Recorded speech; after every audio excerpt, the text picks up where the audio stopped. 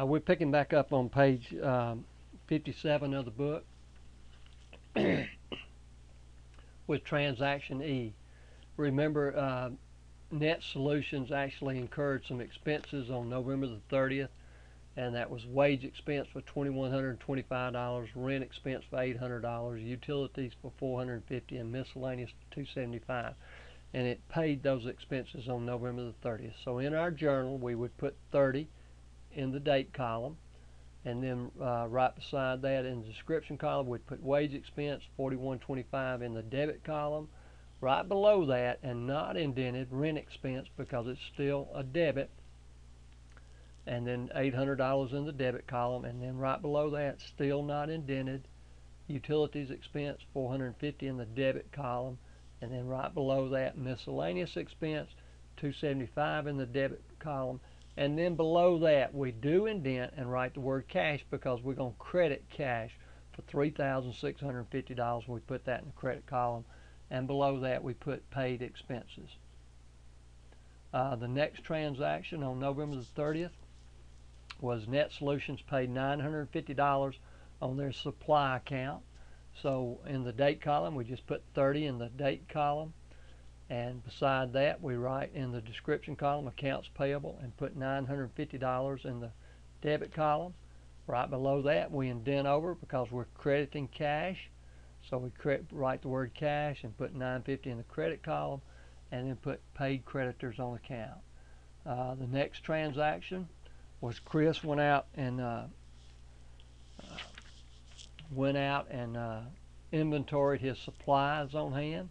He found out he only had $550 worth of supplies left. Remember, he bought $1,350. If he has $550 left, that means $800 of them got used up during the month of November. So on November the 30th, we debit supplies expense. So we put 30 in the date column, supplies expense in the description column to the left, $800 in the debit column. And then right below that, we credit the supplies account. And so we write supplies and then put $800 in the credit column. And we put, for description, we put supplies used during November. And then the last transaction in November was Chris Clark withdrew $2,000 for personal use. So this is a new page of the journal. So at the top of the page, we put 2009. The month column, we put November. And then the date column, we put 30. And then description, Chris Clark drawing to the left. And we put a $2,000 in our debit column. And then right below that, we indent over a little bit from Chris Clark drawing and write cash. Put $2,000 in the credit column. And then below that, we put Chris Clark withdrew cash for personal use. And that concludes our transactions for the month of November and how they would look in the journal. We're going to take a look at the exercise that's listed on page 58 in your book. And what we're going to do with this one, we're going to prepare a journal entry for the purchase of a truck on June the 3rd, $42,500, paying $8,500 in cash and the remainder on account.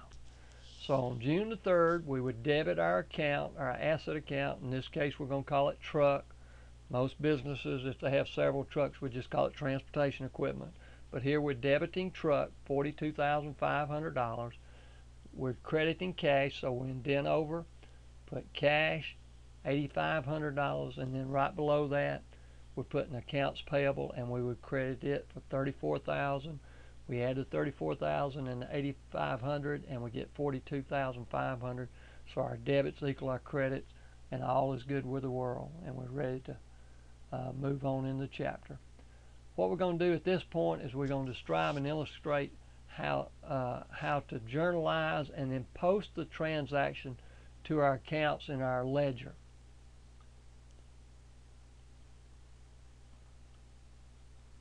The process of transferring our debits and credits from our journal entries to the accounts in the ledger is called posting. On December the 1st, and we're starting a new month, December the 1st, Net Solutions paid $2,400 for an insurance policy for liability, theft, and fire, and that policy is going to cover for a 1-year period.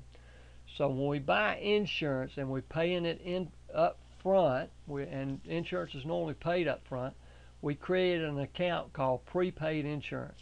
So on December the 1st, we write December and 1 in the date column, and then in our description column we put prepaid insurance to the left, and then we put $2,400 in our debit column, and right below that we indent over, put cash, and put $2,400 in the credit column of our journal, and then right below that we put paid premium on 1-year policy. But this one's a little different. In the post reference column you see that we have 15 out by prepaid insurance.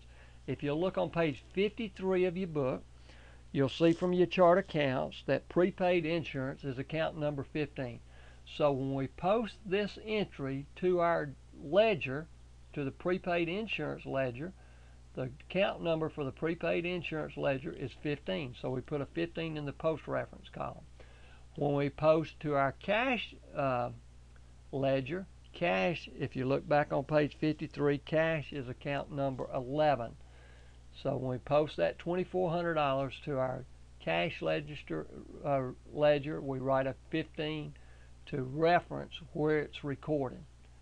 Now if we take a look at posting, what we do in posting an entry, it requires us to do 4 steps.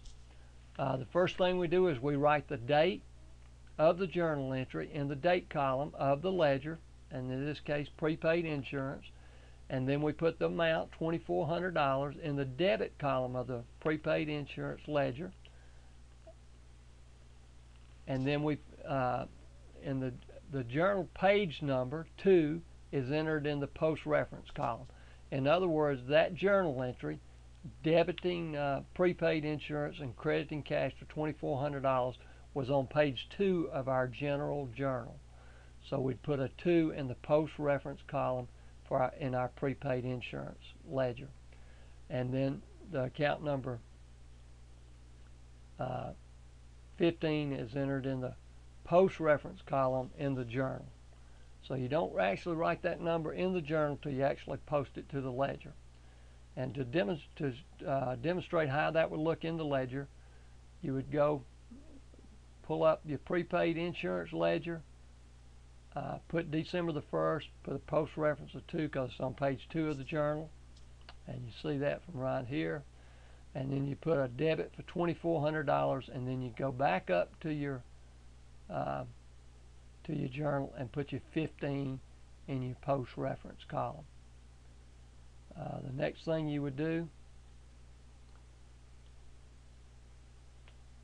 is go pull up your cash ledger and write December the 1st, and then in your post reference you're going to put page 2 of the journal, put $2,400 in as a credit, and then go back up to the general journal and put 11, the account number from cash, into the post reference in your journal. And that's the way you post to your ledgers. Most of this is done, of course, in accounting software today, and we don't really have to do that, but we do want you to see how you would do it if you're doing it manually. So what we're going to do at this point is stop here, and then we'll come back into the books and look at our transactions for the month of December for Net Solutions. Thank you, and have a great day.